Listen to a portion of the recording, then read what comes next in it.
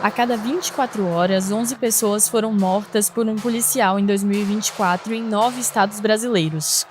No total, foram 4.068 vítimas, segundo a sexta edição do relatório Pele-Alvo, Crônicas de Dor e Luta da Rede de Observatórios da Segurança, divulgada nesta quinta-feira. Das vítimas, 3.066 eram pessoas negras, o que equivale a 86,2% dos casos. Entre elas, 57% tinham entre 18 e 29 anos. 297 vítimas eram crianças e adolescentes. O relatório analisou dados de 2024 em 9 estados: Amazonas, Pará, Maranhão, Piauí, Ceará, Pernambuco, Bahia, São Paulo e Rio de Janeiro. Os dados foram obtidos por meio da Lei de Acesso à Informação. Segundo a pesquisa, a cor da pele continua sendo o fator mais determinante nas mortes provocadas por policiais. Tainá Boaz, pesquisadora da Rede de Observatórios da Segurança, destaca os fatores por trás desses dados. O justiça criminal, ele tende a trabalhar com esses direitos mais individuais, o autor do crime.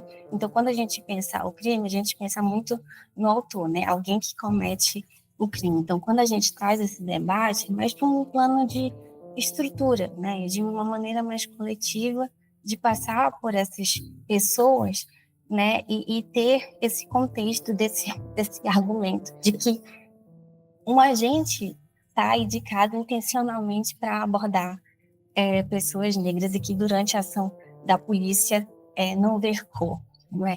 Porque isso não é uma verdade.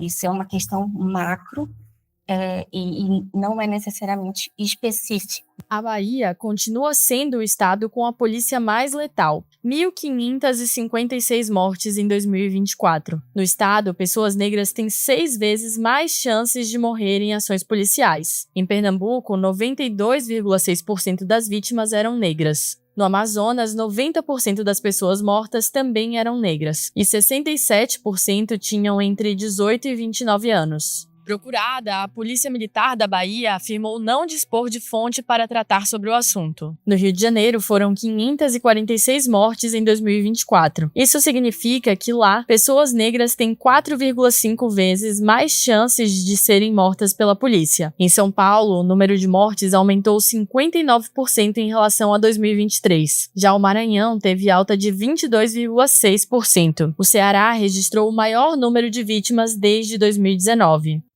Em termos absolutos, São Paulo, Pará e Rio de Janeiro, eles também apresentam números muito altos, né, mostrando que o racismo policial é um fenômeno nacional, então não é uma exceção, é uma política de segurança baseada em confronto, que sempre enxerga o outro, né, aí a depender da raça, da cor, do território, idade, como inimigo. Para André Pereira, delegado e presidente da Associação dos Delegados de Polícia do Estado de São Paulo, esses dados se explicam pelo racismo estrutural presente em nossa sociedade. Mas ele observa que parte dessas mortes podem ser decorrentes de respostas a agressões injustas. Algumas causas podem explicar esses números. Uma delas é o racismo estrutural.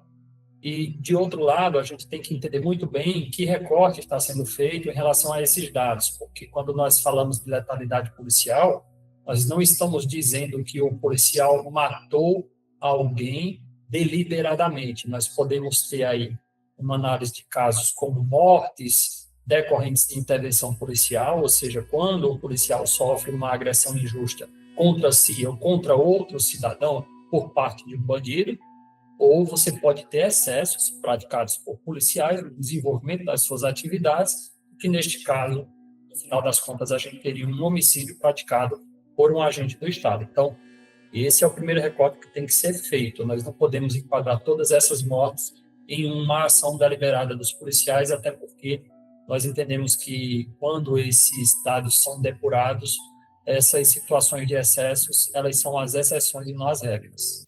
Apesar de uma redução de 4% da letalidade policial no período de 6 anos, o levantamento mostra que esse tipo de violência segue concentrado na população negra e jovem. O estudo também aponta problemas na transparência dos dados.